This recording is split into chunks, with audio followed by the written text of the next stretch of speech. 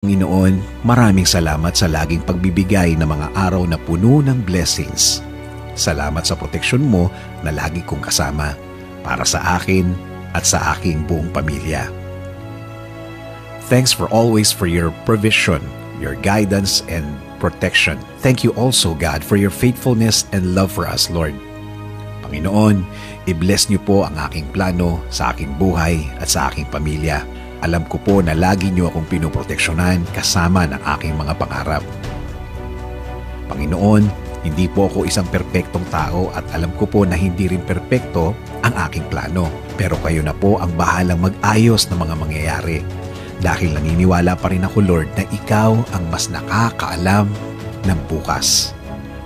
Alam ko po, Lord, na marami pa akong dadaanan para matupad ang aking plano sa aking buhay. Pero alam ko po na bibigyan niyo po ako at ang aking plano sa buhay ng tama.